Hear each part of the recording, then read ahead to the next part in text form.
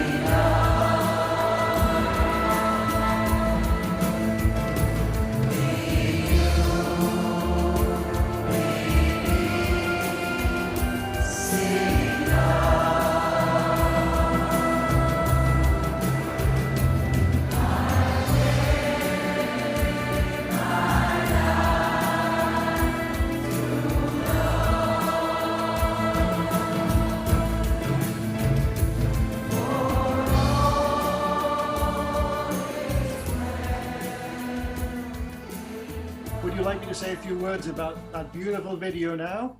We loved it. So what we've just seen there, I think a lot of people would probably think that these were computer-generated images, but in fact, they are not computer-generated.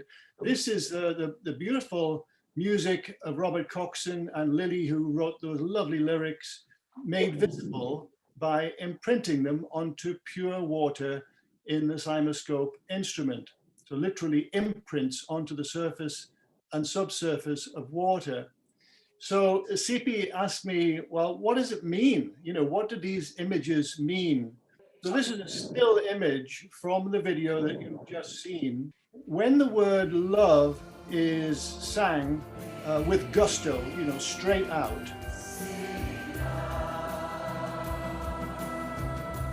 it always produced in this video 5 or 10-fold geometry. In this case, pentagon and pentagonal geometry has deeply embedded in it the phi ratio.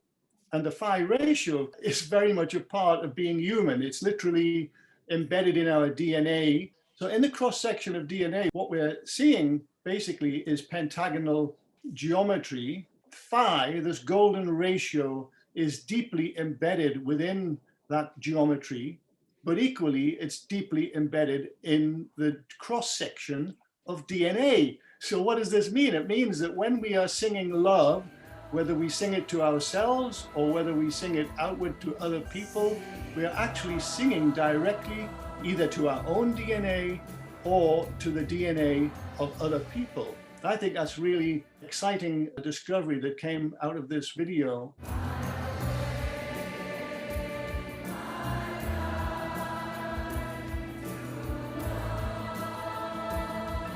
But when the same word, love, was sang with a downward cadence, you wouldn't think it would make any difference, but in fact it does.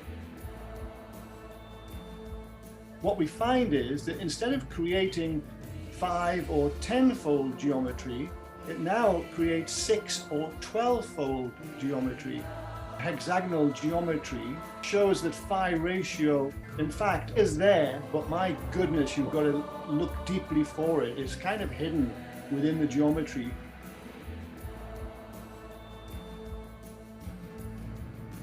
Another aspect is that the second and third harmonics of our voice actually also contains the golden mean ratio.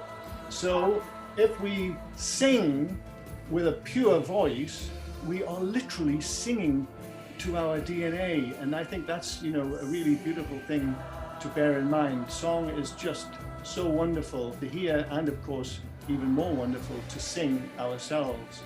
One other thing, of course, is that when we sing outdoors, our heart energy is literally modulating the Earth's magnetic field. So literally, if we're singing love, we're not just singing it out to the local area, we're also literally transmitting it all around the world. Robert's beautiful song and Lily's lovely lyrics, my goodness, they are something that I just love to hear every day. I'm playing them in our own home here every day, and that always brings me close to tears. Wow.